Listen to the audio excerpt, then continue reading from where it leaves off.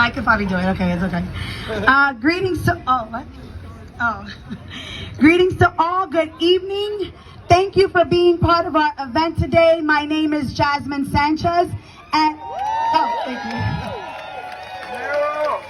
And for those city council members who say that this movement is being led by gentrifiers, look at me.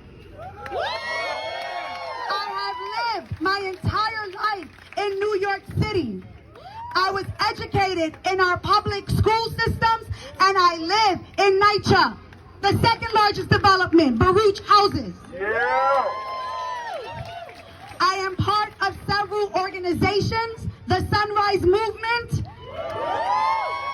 the Movement School, the Omega Phi Beta Foundation, Movimiento Victoria Ciudadana, which is the Puerto Rican diaspora here, and the Democratic Socialists of America.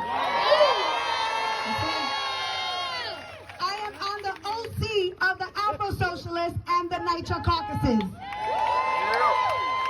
We are here because tomorrow the City Council will vote on a budget that will give NYPD $6 billion.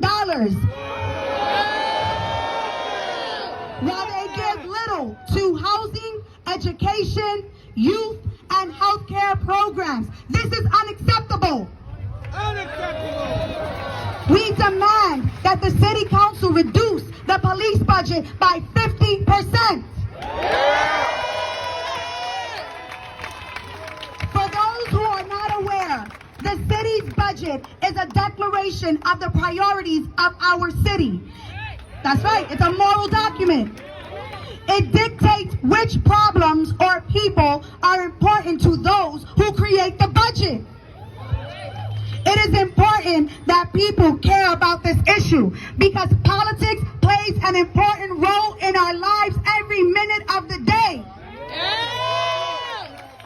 When we don't have funds for education but expand policing in our schools, this is a problem.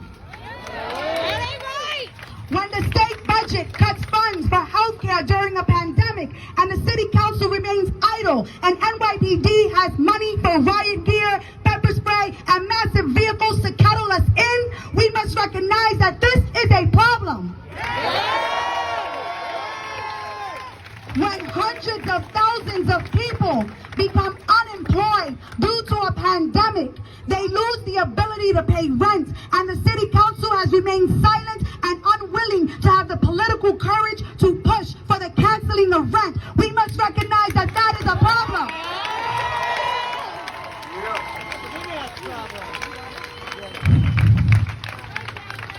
Sorry, I was deeply breathing. As of April of this year, there were 60,422 homeless people in our city.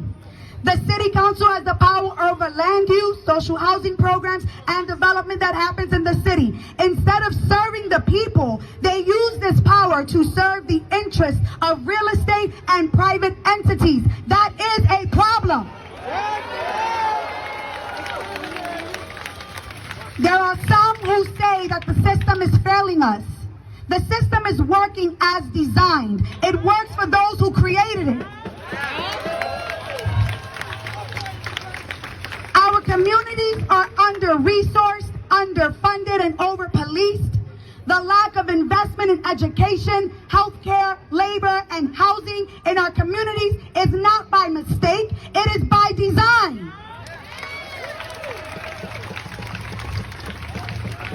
These problems are systemic. They will not disappear by banning chokeholds or simply by redistributing money. These changes will only happen with a complete overhaul of our system. I have had several conversations about what we must do to achieve a solution. Many believe that the NYPD should receive more than 6 months of training. Given the severity of the responsibility that is given to these public employees, many consider that the police must undergo a rigorous educational process like any other professional task with safety and saving lives. However, this does not address the root of the problem. So we should look to the suburbs throughout America. For example, Stony Brook, where I went to school. Stony Brook has an extremely low crime rate, not because they have more cops, but because they use their public funds to make investments in education, youth programs, job development, public green spaces, and medical programs, amongst others. Cities like Stony Brook understand that these investments result in a healthy and just society, rather than pay favors to the private sector.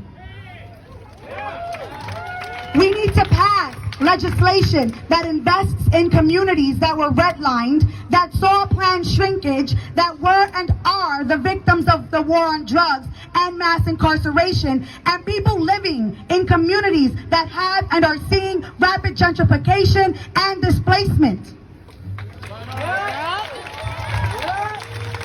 I have always said that the only thing that remains the same in our communities are the people who live there.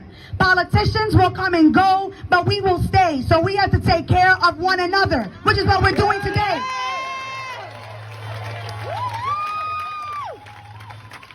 There are specific things that need to happen legislatively, like eliminating qualified immunity. That's right, because that's why we don't know who killed Tony McDade, because of that Florida law. They need to defund the NYPD. $6 billion to harass, arrest, and kill us is unfair.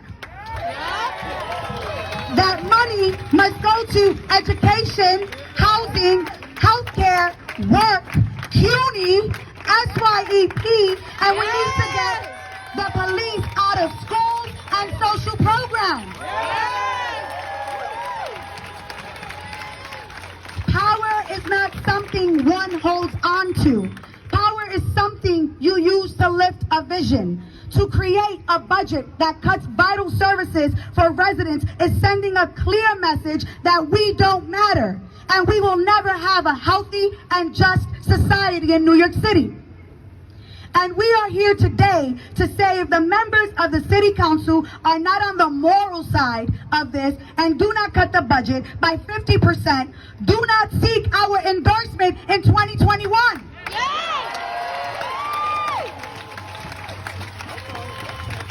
And prepare for a war, because we will march every day until we get it.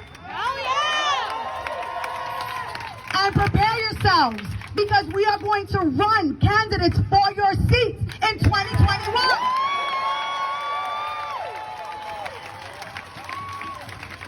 So that's where I leave y'all. All